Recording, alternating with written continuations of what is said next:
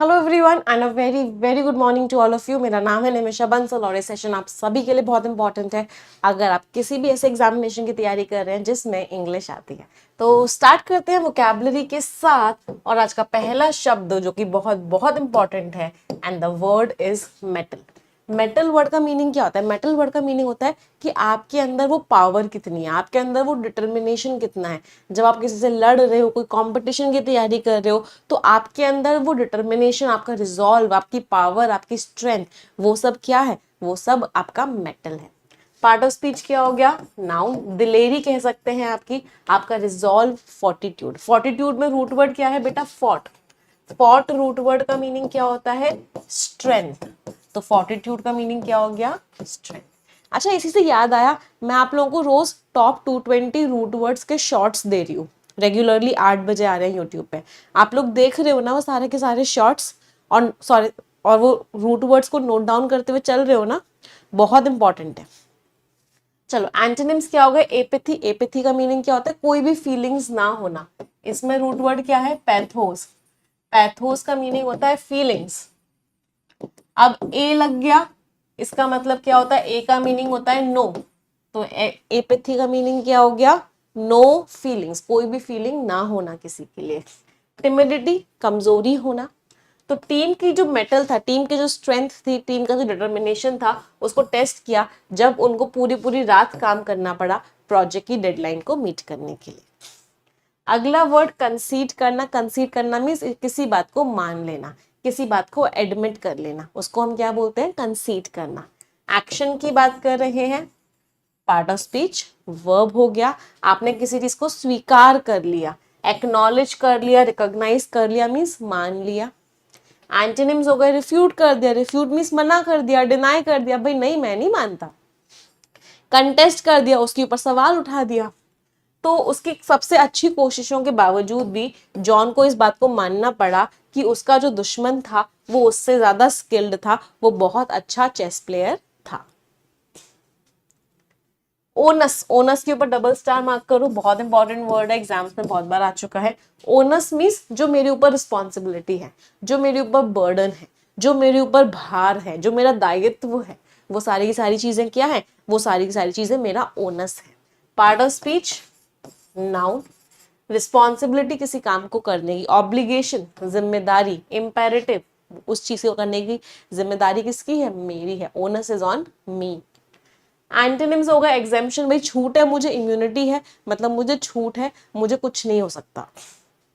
तो team leader की तरह मुझे लगता है कि मेरी जिम्मेदारी है कि मैं अपने कलीग्स को गाइड करूं चैलेंजिंग से चैलेंजिंग प्रोजेक्ट्स में। अगला वर्ड है रीआइट्रेट। री एक प्रीफिक्स होता है। री का मीनिंग क्या होता है? अगेन। तो रीआइटरेट करने का मतलब क्या है?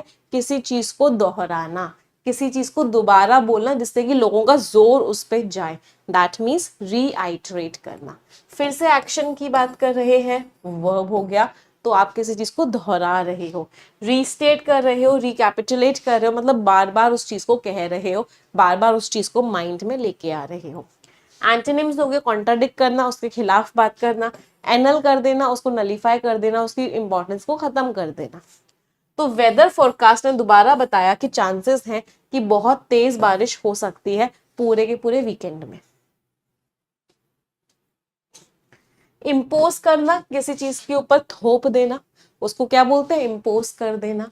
फॉर एग्जाम्पल, पहले तो इंट्रोड्यूस अ न्यू लॉ, किसी भी चीज को लागू करना, इम्पोज करना। इनैक्ट करना, डिक्री करना भी सब लोगों को बोल देना कि भाई ये तो तुमको फॉलो करना ही करना पड़ेगा।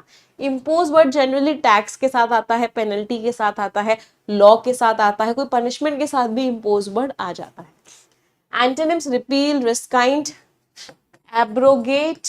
कुछ याद आ रहा है इससे? नलीफाई।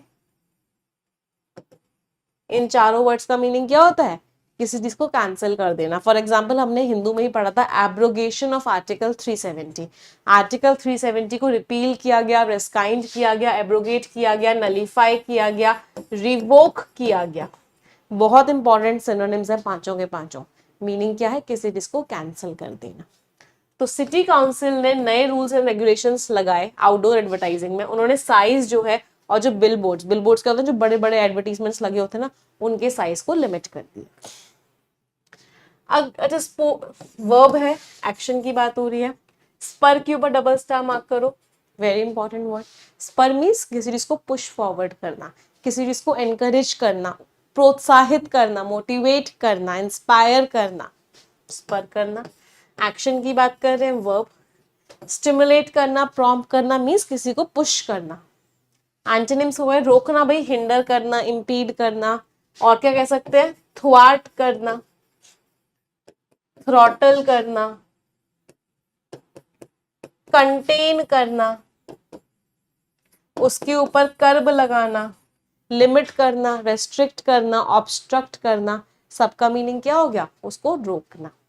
तो कंपनी की जो इनोवेटिव मार्केटिंग कैंपेन था उसने मैनेज किया कि जो प्रोडक्ट के अंदर जो लोगों का इंटरेस्ट है वो क्या हुआ, एनकरेज हुआ, बढ़ गया। एक्शन था तो वर्ब हो गया। अगला वर्ड है सैंग्विन। बहुत बार ऑथर की जो टोन होती है आर्टिकल में वो सैंग्विन होती है। सैंग्विन का मीनिंग क्या होता है, होपफुल, ऑप्टिमिस्टिक, पॉजिटिव, अच्छे दिन आएंगे। तो क्या है, मेरे कर्ण और अर्जुन आएंगे, कौन सी टोन है, सैंग्विन टोन है। Means positive, hoping for good things, कि आगे जो चीजें हैं वो अच्छी होने वाली हैं। ना उनके बारे में बात कर रहे हैं, एडजेक्टिव हो गया। कॉन्फिडेंट, ऑप्टिमिस्टिक, चीजें अच्छी होंगी। एंटोनिम्स क्या हो गया, ग्लूमी, दुखी भरा, पेसिमिस्टिक, चीजें आगे क्या होंगी, खराब होंगी, एंटोनिम्स हो गए। स्टॉक मार्केट में अभी फ्लक्चुएशंस हो रहे हैं, फिर भी वो पॉजिटिव रहा अपने इन्वेस्टमेंट्स को लेके। अगला वर्ड है फ्लैग करना। फ्लैग करना भी सामने वाले को वार्निंग दे दिया आपने, सामने वाले को बता दिया कि भाई कुछ तो गड़बड़ है, कुछ तो गड़बड़ है, दैट मीन्स फ्लैग कर दिया। एक्शन की बात कर रहे हैं, वर्ब हो गया, हाईलाइट किया, लेबल किया कि भाई गड़बड़ है, सुधर जाओ अभी भी। एंटोनिम्स, ओवरलुक कर दिया, इग्नोर कर दिया, डिसरिगार्ड कर दिया, कोई इंपॉर्टेंस ही नहीं दी। तो सिक्योरिटी सिस्टम ने वार्निंग दी कि कुछ नेटवर्क में अनयूजुअल एक्टिविटी हो रही है, कुछ तो गड़बड़ चल रही है। इंटरसीड करना, इसमें दो रूट वर्ड्स हैं। इंटर का मीनिंग होता है आपस में, सीड का मीनिंग होता है रोकना। अब यहाँ पे इंटरसीड का मीनिंग क्या है, दो लोगों के बीच में जो लड़ाई हो रही है उसको रोकने की कोशिश की जा रही है, इंटरसीड। दोनों रूट वर्ड से समझ में आया। तो इंटरसीड मीन्स आप किसी लड़ाई को, किसी झगड़े को सेटल करने की कोशिश कर रहे हो दो या दो से ज्यादा लोगों के बीच में। मीडिएट कर रहे हो, आर्बिट्रेट कर रहे हो, मीन्स लड़ाई खत्म करने की कोशिश कर रहे हो। एंटोनिम्स हो गए एस्ट्रेंज करना, एजिटेट करना, और ज्यादा लड़ाइयां बढ़ा देना। तो सरहा ने सोचा कि वो अपने फ्रेंड के बिहाफ पे बीच में आएगी, बीच में पड़ेगी, और जो डिसएग्रीमेंट हुआ है उसका एक रेजोल्यूशन करवाएगी, उस प्रॉब्लम को ठीक करवाएगी।